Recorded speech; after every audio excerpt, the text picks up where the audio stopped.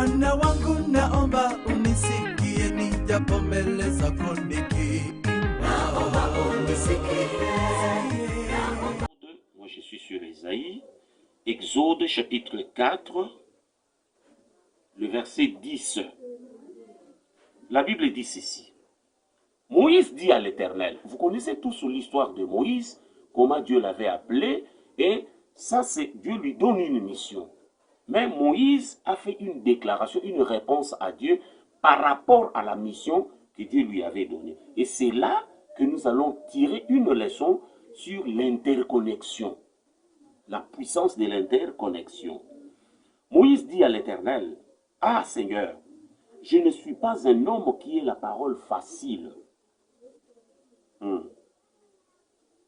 Et ce n'est ni d'hier, ni d'avant-hier, ni même depuis que tu parles à ton serviteur, car j'ai la bouche et la langue embarrassées. » Bien-aimés, nous voyons ici Dieu qui appelle Moïse pour lui confier une mission.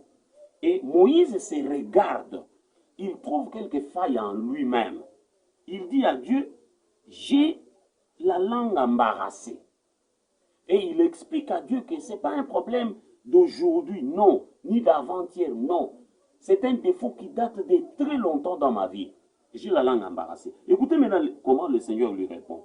L'Éternel lui dit, mais qui a fait la bouche de l'homme?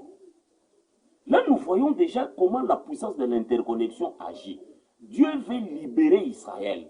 Mais pourquoi il cherche Moïse? Vous comprenez la puissance de l'interconnexion?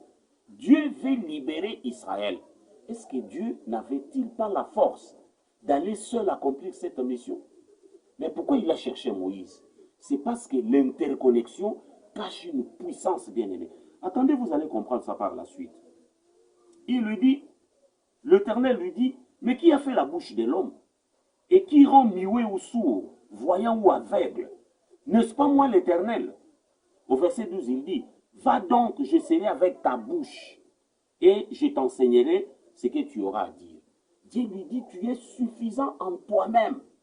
Tu peux tout faire. Je vais d'ailleurs marcher ensemble avec ta bouche. Mais Moïse lui répond, il dit, non, Seigneur. Il dit, ah, Seigneur, envoie qui tu voudras envoyer. La Bible dit alors, la colère de l'Éternel s'enflamma contre Moïse. Et il dit, n'y a-t-il pas ton frère Aaron? Ça, c'est Dieu maintenant qui rentre dans la puissance de l'interconnexion. Il dit, mais il y a ton frère Aaron qui est là, le Lévite. Je sais qu'il parlera facilement. Et le voici lui-même qui vient au-devant de toi. Et quand il te verra, il se réjouira dans son cœur. Tu lui parleras et tu mettras les paroles dans sa bouche. Là, l'interconnexion commence à agir déjà. Bien-aimé, l'interconnexion est une chose capitale. Vouloir faire les choses seul, tu le feras, mais avec tout le risque que cela n'arrive pas là où ça pouvait faire quelque chose. Selon la loi, la puissance de Dieu, deux vaut mieux qu'un. Nous devons cultiver, bien-aimé, cette habitude-là. Même si tu as l'argent, même si tu as toutes les compétences nécessaires, attention à la loi de l'interconnexion. C'est une puissance. Nous verrons aussi plus tard que même Dieu, pourquoi il s'est fait appeler Emmanuel? La Bible dit la signification d'Emmanuel, c'est Dieu avec nous. Pourquoi Dieu a associé l'homme dans son œuvre? Pourquoi? Ça, c'est la puissance de l'interconnexion. Donc, nous devons nous habituer à ça. La solitude est un défaut.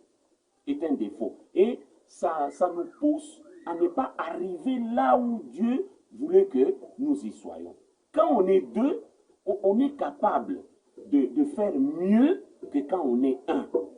Même si tu as tout, le moyen, l'argent, la compétence, mais attention, la loi de l'interconnexion s'impose. C'est une loi divine. Et nous voyons ici comment Dieu, il opère aussi avec Moïse. Il dit, va, je serai avec ta bouche, mais à la fin, il dit, il parlera pour toi au peuple, et il te servira de bouche, et tu te tiendras pour lui la place de Dieu. Donc, vous comprenez par là que Dieu avait fait de Moïse Dieu et avait fait de Aaron sa bouche. Cette loi existe aussi pour tout le monde, bien-aimé. Vous êtes comme un Dieu. Mais quel est votre